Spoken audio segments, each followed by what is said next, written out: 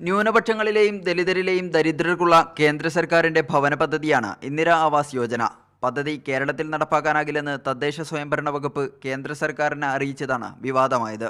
ഉദ്യോഗസ്ഥ തലത്തിലെ ന്യൂനപക്ഷ വിരുദ്ധതയാണ് ഇതിന് പിന്നിലെന്ന് MES president doctor Fazal Gafoor ആരോപിച്ചു.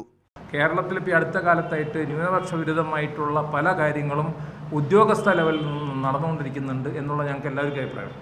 ശക്തമായിട്ടുള്ള പ്രതിഷേധവും ആവശ്യം വന്നാൽ സമരവുമായി മുന്നോട്ട് പോകും എന്നുള്ളതാണ് തീരുമാനം. പദ്ധതി നടപ്പാക്കാത്തതിലൂടെ 21,000 ന്യൂനപക്ഷ കുടുംബങ്ങൾക്കാണ് ആനുകൂല്യം നഷ്ടമാകുന്നതെന്ന് PTA റഹീം MLA പറഞ്ഞു.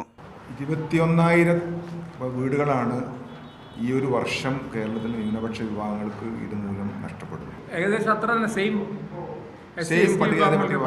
അവർക്കും 21,000 വീട് നഷ്ടപ്പെടും. സർക്കാർ നിലപാടിനെതിരെ യോജിച്ച് മുന്നോട്ട് പോകാൻ കോഴിക്കോട് ചേർന്ന ന്യൂനപക്ഷ സംഘടനകളുടെ യോഗത്തിൽ ധാരണയായി.